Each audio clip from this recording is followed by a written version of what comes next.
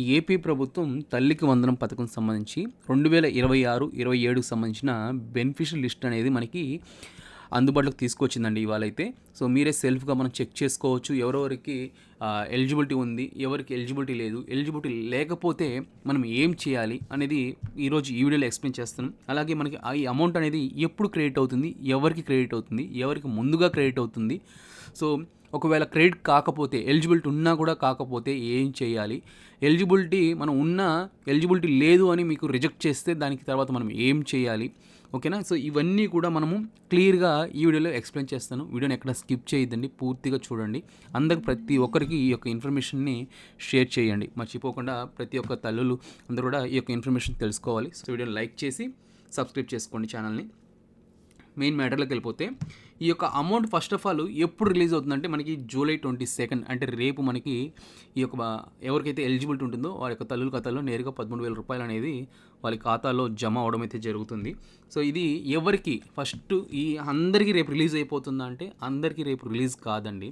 22 మనకి first release చేసి first ఫేజ్లో వచ్చి మనకి మొదటి విడతగా ఎవరెవరికి రిలీజ్ అవుతుందంటే స్కూల్ పిల్లలకి 2nd క్లాస్ నుంచి 10th క్లాస్ వరకు వాళ్ళ యొక్క తల్లుల ఖాతాల్లో ఎలిజిబిలిటీ ఉన్న వారందరికీ కూడా రిలీజ్ అవుతుంది. మరొకసారి చెప్తున్నాను, స్కూల్ పిల్లలకి 2nd క్లాస్ నుంచి 10th క్లాస్ వరకు చదువుతున్న విద్యార్థులందరికీ కూడా వారి తల్లుల ఖాతాల్లో రిలీజ్ అవ్వడం అయితే జరుగుతుంది ఈ యొక్క 13,000. అలాగే ఇంటర్మీడియట్ 2nd ఇయర్ వారికి, ఓకేనా, ఫస్ట్ ఇయర్ కాదు, 2nd ఇయర్ వారు ఎవరైతే ఉన్నారో వారికి ఈ యొక్క అమౌంట్ అనేది వారి యొక్క ఖాతాలో జమ అవుతుంది. సో మరి ఫస్ట్ క్లాస్ వాళ్ళకి, ఇంటర్ ఫస్ట్ ఇయర్ వాళ్ళకంటే ఇది మనకి ఆగస్టు 2nd మనకి రెండో విడతలో భాగంగా ఆగస్టు 30వ తారీఖు అనేది ఈ ఫస్ట్ క్లాస్ వారికి మరియు ఇంటర్ ఫస్ట్ ఇయర్ వారికి మాత్రం రిలీజ్ అవుతుంది. ఎందుకంటే వీళ్ళు అకాడమిక్ ఇయర్లో ఫస్ట్ స్టార్టింగ్ ఎంటర్ అవుతున్నారు, స్కూల్స్కి కానీ కాలేజ్కి కానీ ఎంటర్ అవుతున్నారు కనుక వీరి లిస్ట్ అనేది మనకి రెండో విడతలో అయితే వీళ్ళకి అమౌంట్ అనేది ఇవ్వడం అయితే జరుగుతుంది. సో నెక్స్ట్ అలాగే ఈ 2nd క్లాస్ నుంచి 10th క్లాస్ వరకు ఎవరైతే ఎలిజిబుల్ ఉన్నా కూడా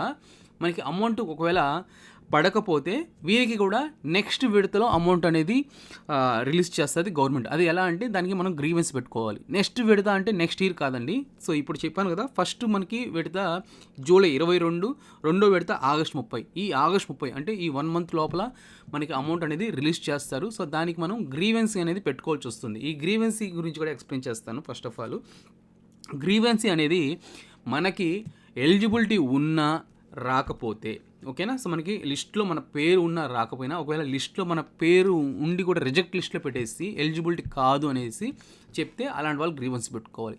అసలు ఈ ఎలిజిబిలిటీ కాని వాళ్ళు ఎవరంటే చూసుకుంటే ముఖ్యంగా మోర్ దెన్ ఇన్కమ్ ఉండడం, ఇన్కమ్ ట్యాక్స్ ఫైల్ చేయడం, అదే ఓన్ కార్డ్స్ ఉంటాయి కదా, వైట్ బోర్డ్ కార్డ్స్, అలాంటి వారికి కానీ, సో 15,000 అంటే 12,000 నుంచి 15,000 పైగా వీళ్ళకి శాలరీస్ తీసుకోవడం, ఇన్కమ్ అనేది పర్టికులర్గా చూపించకపోవడం, ఇలాంటి వారందరికీ కూడా మనకి ఈ యొక్క బెనిఫిషియల్ లిస్ట్ అనేది స్టాప్ చేయడం జరిగింది. ముఖ్యంగా రేషన్ కార్డుకి ఎవరైతే ఇన్ని రోజులు వస్తూ ఉండి ఏదన్నా కేవైసీ ప్రాబ్లమ్స్ వచ్చేసి ఆగిపోయి ఉన్నా కూడా మీకు రెడ్ మార్క్లో పడిపోయి ఉంటే రేషన్ కార్డు సంబంధించింది, అలాంటి వారికి కూడా ఈ యొక్క తల్లికి వందనం పథకం అనేది స్టాప్ చేయడం అయితే జరిగింది, అంటే హోల్డ్ చేయడం అయితే జరిగింది. వీళ్ళందరూ కూడా మీరేం చేస్తారంటే మనకి ఈ గ్రీవెన్సీ ఫామ్ అనేది రేపటి నుంచి సచివాలయంలో అందుబాటులో ఉంటాయి. అంటే జూలై 22 నుంచి సచివాలయంలో అందుబాటులో ఉంటాయి. ఎవరికైతే ఈ యొక్క పెండింగ్లో పడిపోయినా కానీ లేదంటే ప్రాబ్లమ్స్ ఫేస్ చేస్తున్నా కానీ మీరు రేపటి నుంచి సచివాలయంకి వెళ్ళారంటే గ్రీవెన్సీ ఫామ్ అనేది ఇస్తారు. ఆ గ్రీవెన్సీ ఫామ్ అనేది ఫిల్ చేసి, సో అదంతా కూడా వెల్ఫేర్ సెక్రటరీస్ వాళ్ళే చూసుకుంటారు. సో మీరు వాళ్ళకి మీ ఆధార్ కార్డు తీసుకెళ్లారంటే వాళ్ళు అప్డేట్ చేస్తారు. అప్డేట్ చేసుకున్న తర్వాత మీకు నెక్స్ట్ మంత్ ఆగస్ట్ 30 తారీఖు మీ యొక్క అమౌంట్ అనేది మీ ఖాతాలో జమ అవడం అయితే జరుగుతుంది. సో అంతా బాగుంది. ఈ యొక్క అమౌంట్ మీకు మొత్తం అంతా ఎలిజిబిలిటీ ఉండి మీకు అమౌంట్ చక్కగా అంతా మీకు లిస్ట్లో ఉండి కూడా మీకు అమౌంట్ రాలేదంటే ఒక కారణం ఉంటుందండి. సో చాలామందికి ఇది నేను ఎక్స్ప్లెయిన్ చేయాలి. ఎన్పిసిఐ సంబంధించిన ప్రాబ్లం అనేది చాలామంది ఫేస్ చేస్తున్నారు ఇప్పటికీ కూడా. సో ఎన్పిసిఐ సక్రమంగా అప్డేట్ లేకపోయినా మీ యొక్క ఖాతాలో డబ్బులు అనేది జమ కాదు. ఇక్కడ చూపిస్తాను. ఎన్పిసి అనేది గవర్నమెంట్ ఎటువంటి సబ్సిడీ అమౌంట్లు రిలీజ్ చేసినా, గవర్నమెంట్ సంబంధించి ఏ అమౌంట్ అన్నది మీకు రిలీజ్ కావాలన్నా, మీ యొక్క ఖాతాలోకి రావాలన్నా ఫస్ట్ మీకు కంపల్సరీ ఎన్పిసిఐ లింక్ అనేది ఖచ్చితంగా ఉండాలి. ఈ ఎన్పిసిఐ లింక్ అనేది ఇప్పుడు చాలా సులభంగా అయిపోయింది. మనమే సొంతంగా ఆన్లైన్లో కూడా చేసుకోవచ్చు. సో దీనికోసం ఒకప్పుడు బ్యాంకులకి వెళ్ళి గంటలు నిలబడి వెయిట్ చేసే పరిస్థితులు అయితే ఇప్పుడు లేదు. సొంతంగా మనం డైరెక్ట్గా ఎన్పిసి పోర్టల్కి వెళ్ళేసి మనమే చేసుకుంటే వితిన్ సెకండ్స్లో అప్డేట్ అయిపోతుంది. అది కూడా మీకు నేను ఎలా చేసుకోవాలి ఏంటి అనేది కూడా చెప్పాలంటే నెక్స్ట్ మీరు కామెంట్ చేశారంటే నెక్స్ట్ వీడియోలో నేనే మీకు చూపిస్తా. సొంతంగా మీరే ఈజీగా ఒక 10 మినిట్స్ టైం కేటాయించుకొని అప్లై చేసుకోవచ్చు. ఇప్పుడు మనం ఎన్‌పీసీఐ స్టేటస్ మనకి లింక్ అయిందా లేదా అని చూసుకుంటే మనకు 2 మార్గాలండి. ఒకటి మై ఆధార్ లాగిన్‌లోకి వెళ్ళేసి ఇక్కడ లాగిన్ చేసేసి మీ యొక్క ఆధార్ డీటెయిల్స్, ఆధార్ నెంబరు అని ఇచ్చేసి ఓటీపీ వస్తుంది. ఎంటర్ చేస్తే మనకి ఈ విధంగా ఇంటర్ఫేస్ అనేది రావడమే జరుగుతుంది. ఇక్కడ మనకి బ్యాంక్ సీడింగ్ స్టేటస్ ఉంది కదా, సో దీన్ని సింపుల్గా క్లిక్ చేశారంటే ఇక్కడ మనకి ఏ బ్యాంకు మనకి లింక్ ఉంది అయ్యిందనేది ఇక్కడ మనకి క్లియర్గా చూపిస్తుంది. బ్యాంక్ సీడింగ్ స్టేటస్ యాక్టివ్లో ఉండాలి. ఇన్యాక్టివ్లో ఉన్నా అది పనిచేయదు. బ్యాంకులు మీరు కేవైసీ అప్డేట్ చేసుకోకపోతే ఇన్యాక్టివ్లో ఉంటుంది. సో ఈ విధంగా మనం కూడా ఇక్కడ చెక్ చేసుకోవచ్చు. లేదా డైరెక్ట్గా ఎన్‌పీసీఐ పోర్టల్ ఉంది. సో అది కూడా చూపిస్తాను ఇప్పుడు చూడండి. సో ఇది మనకి ఎన్‌పీసీఐ పోర్టల్ అనమాట. సో ఇక్కడ మనకి కస్టమర్ ఉంది కదా, ఇక్కడ ఆ తర్వాత ఇక్కడ వస్తే ఇక బీఐఎస్సీ ఇక్కడ ఉంది చూడండి. సో దీన్ని క్లిక్ చేశారంటే ఆధార్ సీడింగ్ సంబంధించింది. ఈ విధంగా మనకి ఎన్‌పీసీఐ సంబంధించి సీడింగ్ అనేది ఇక్కడ చూపించడం జరుగుతుంది. ఈ పోర్టల్లోనే మనము ఆధార్ మనకి సీడ్ అయ్యిందా లేదా, ఎన్‌పీసీఐ లింక్ అయ్యిందా లేదా చెక్ చేసుకోవచ్చు. ఆ తర్వాత మనం లింక్ కాకపోతే ఇక్కడి నుంచి మనం లింక్ చేసుకోవచ్చు. విత్ ఇన్ సెకండ్స్లో అప్డేట్ అయిపోతుంది. సో అది ఎలా అనేది కూడా మీరు కామెంట్ చేసి నెక్స్ట్ వీడియో చూపిస్తాను. ప్రస్తుతానికి మనం ఆధార్ సీడింగ్ అయిందా లేదా ఇక్కడ చూసుకోండి. ఆధార్ మ్యాప్ స్టేటస్ ఉందా, సో దీన్ని క్లిక్ చేస్తానే ఇక్కడ మన యొక్క ఆధార్ నెంబర్ ఎంటర్ చేయాలి. ఎంటర్ చేసి ఇక్కడ కింద క్యాప్చా ఎంటర్ చేసామంటే మనకి రిజిస్టర్ మొబైల్ నెంబర్కి ఓటీపీ వస్తుంది. ఓటీపీ వస్తే ఆ యొక్క ఓటీపీని ఇక్కడ ఎంటర్ చేశారంటే మీరు, సో ఆ యొక్క ఓటీపీని ఎంటర్ చేసి ఇక్కడ కన్ఫర్మ్ క్లిక్ చేయండి. ఇక్కడ చూస్తే కూడా మనకి బ్యాంక్ నేము ఏదైతే లింక్ ఉందో ఆ యొక్క బ్యాంక్ నేమ్ కూడా చూపించేసి వస్తుంది.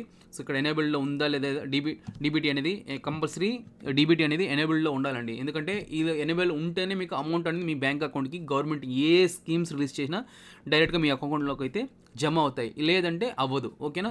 ఈ 2 విధాలుగా మనమైతే ఆధార్ సీడింగ్ అనేది చూసుకోవచ్చండి. ఒకటి మై ఆధార్ లాగిన్లో చూసుకోవచ్చు, నెక్స్ట్ వచ్చి మనకి ఎన్‌పీసీలో కూడా ఇక్కడ చెక్ చేసుకొని చూసుకోవచ్చు అనమాట. ఓకేనా. సో ఇది ఇప్పుడు మనం మ్యాటర్లోకి వెళ్ళిపోతే మనకి బెనిఫిషియల్ లిస్ట్ ఎలా చెక్ చేసుకోవాలి. సో ఫస్ట్ మనం వీడియోలో చెప్పినట్టు మనకి 3 మార్గాలు ఉన్నాయి. సో ఒకటి డైరెక్ట్గా ఇక్కడ మనకి సచివాలయం సంబంధించిన గ్రామ వార్డుకి సంబంధించి ఏపీ గవర్నమెంట్ సంబంధించిన వెబ్సైట్ అది. ఇక్కడ దీంట్లో మనకి తల్లికి వందనం సంబంధించిన స్కీమ్ సెలెక్ట్ చేసుకొని ఫైనాన్షియల్ ఇయర్ ఈ ఇయర్ సెలెక్ట్ చేసుకొని ఇక్కడ సర్చ్ బై ఎవరైతే మదర్ ఆధారా, ఫాదర్ ఆధారా, గార్డియన్, సో చైల్డ్ ఆధారా, వీళ్ళ 4 ద్వారా మనం అనేది ఎంటర్ చేసి ఇక్కడ సెర్చ్ చేసుకొని ఆధార్ నెంబర్ ఎంటర్ చేస్తే ఓటీపీ వస్తుంది. ఓటీపీ చేసిన తర్వాత ఇక్కడ చూసారంటే మనకి ఓటీపీ వస్తుంది. ఇక్కడ ఓటీపీ ఎంటర్ చేసేసి క్యాప్చా ఎంటర్ చేసి వెరిఫై ఓటీపీ క్లిక్ చేసామంటే ఇక్కడ మీకు బెనిఫిషియల్ లిస్ట్ ఎలిజిబుల్ ఉందా ఇన్ఎలిజిబుల్ ఉందా అనేది ఇక్కడ క్లియర్గా చూపిస్తుంది. ప్రస్తుతానికి మీరు సచివాలయంకి వెళ్తే మీకు అక్కడ చెప్పాను కదా, పిల్లలకి ఏదైతే ఒకప్పుడు ఎగ్జామ్స్ రాసిన తర్వాత వాళ్ళ యొక్క రిజల్ట్స్ ఎలా అయితే బోర్డులో డిస్ప్లే చేస్తారో బయట ఆఫీస్ ఉందో ఆ విధంగానే గవర్నమెంట్ ఇప్పుడు ఏంటంటే తల్లులకు సంబంధించిన యొక్క తల్లికి వందనం పథకం సంబంధించి ఎవరైతే బెనిఫిషరీస్ లబ్ధిదారులు ఉన్నారో వారి యొక్క డేటాని ప్రతి ఒక్క సచివాలయంలో డిస్ప్లే చేయాలని చెప్పి గవర్నమెంట్ ఆర్డర్స్ అయితే ఇవ్వడం జరిగింది. అక్కడ డిస్ప్లే చేసి ఉంటారు, మీకు తెలిస్తే మీరే సెల్ఫ్గా చూసుకోండి. లేదంటే మీకు సచివాలయంలోకి వెళ్తే మనకి ఇక వెల్ఫేర్ సంబంధించిన అసిస్టెంట్స్ ఉంటారు కదా, సో వాళ్ళ దగ్గరికి వెళ్ళారంటే మీ యొక్క ఆధార్ కార్డు తీసుకెళ్తే సచివాలయంలో మీకు స్టేటస్ అనేది చెక్ చేసి ఆ లిస్ట్లో చూసుకొని మీకు వెంటనే ఎక్స్ప్లెయిన్ చేస్తారు. సో ఎలిజిబిలిటీ ఉంటే ఎలిజిబిలిటీ ఉందని చెప్తారు. ఒకవేళ ఎలిజిబిలిటీ లేకపోతే రేపటి నుంచి మీకు గ్రీవెన్సీ కూడా ఆప్షన్ ఉంటుంది. సో ఆ విధంగా చెక్ చేసుకోవచ్చు. మరొక మార్గం వాట్సాప్ గ్రీవెన్సీ అండి. సో వాట్సాప్ గ్రీవెన్సీలో కూడా మీరు జస్ట్ వాట్సాప్ గ్రీవెన్సీ ఈ నెంబర్కి హాయ్ అని పెడితే అక్కడ మనకి సర్వీస్ లిస్ట్ సెలెక్ట్ చేసుకోమని వస్తుంది. అక్కడ మనకి తల్లికి వందనం పథకం మీద క్లిక్ చేసామంటే ఇక మదర్కి సంబంధించిన ఆధార్ నెంబర్ ఎంటర్ చేయమని అడుగుతుంది. ఎంటర్ చేస్తేనే మనకి అక్కడ ఎలిజిబిలిటీ ఉందా లేదా అనేది చూపిస్తుంది. ప్రస్తుతానికి అది నేను చెక్ చేశాను, వాట్సాప్ అప్డేట్ చేసుకోమని చూపిస్తుంది. సర్వర్ ఇష్యూ ఉన్నట్టుగా ఉన్నాయి అవి. సో అన్నీ పక్కాగా ఉన్నా కూడా అలాగే చూపిస్తుంది. సో మనం ఇప్పటికిప్పుడు మన యొక్క లిస్ట్లో ఉందా లేదా అనేది మీరు డైరెక్ట్గా సచివాలయంకి వెళ్తే వెంటనే తెలిసిపోతుంది. సో ఫస్ట్ ఆఫ్ ఆల్ ఇక్కడ అమౌంట్ ఎవరికి రిలీజ్ అవుతుంది అదొకటి చెప్పాలి. మనకి రేపు అమౌంట్ ఎవరికి ఫస్ట్ రిలీజ్ అవుతాయంటే ఎవరైతే చెప్పాను కదా, ఫస్ట్ 2 మెథడ్స్ ఉన్నాయి. ఒకటి పిల్లలు 2nd క్లాస్ నుంచి 10th క్లాస్ లోపల ఉన్న విద్యార్థులందరికీ కూడా రేపటి నుంచి రిలీజ్ అవుతాయి. అది ముందు వెనక అది ఎలా కూడా చెప్తాను. నెక్స్ట్ ఇంటర్ సెకండ్ ఇయర్ వాళ్ళకి అమౌంట్ అయితే రేపటి నుంచి స్టార్ట్ అవుతుంది. ఈ పేమెంట్ రిలీజ్ చేసిన వెంటనే మీ యొక్క అకౌంట్లో జమ అవుతాయి అంటే లేదండి. ఇది మనకి డిఎంటీ మెథడ్లో మనకి ట్రెజరీ నుంచి రిలీజ్ అవుతాయి కదా పేమెంట్స్ అనేది. ఇది ఎన్పిసికి సంబంధించిన డిఎంటీకి సంబంధించి ఇదేమంటారంటే ఆటో పేమెంట్స్ కదా ఇవి. 1 by 1 ఆల్ఫామేటిక్, అంటే పిఎం కిసాన్కి అమౌంట్ ఎలా అయితే రిలీజ్ అవుతాయో సేమ్ అదే బెనిఫిషియల్ లిస్ట్లో మీ యొక్క నేమ్ ముందు, ఇది నా సొంతంగా చెప్పడం లేదు, సో ఎక్స్పెన్సివ్ చెప్తున్నా, ఎందుకంటే ఎన్పిసిలో పేమెంట్స్ అనేది కూడా అన్నీ ఇలాగే రిలీజ్ అవుతుంటాయి. మీ యొక్క పేరుకు సంబంధించిన ఆల్ఫాబెటిక్ ముందు ఏదైతే లెటర్ ఉందో ఆ లెటర్ వైజ్గా మనకి ఈ డిఎంటీ ప్రాసెస్ అనేది స్టార్ట్ అవుతుంది. సో రేపటి నుంచి చాలా వరకు మ్యాక్సిమం రేపు మధ్యాహ్నం మనకి ట్రెజరీ నుంచి రిలీజ్ అవుతానే అందరికీ 1 by 1 క్రెడిట్ అవుతూ వస్తూ ఉంటాయి.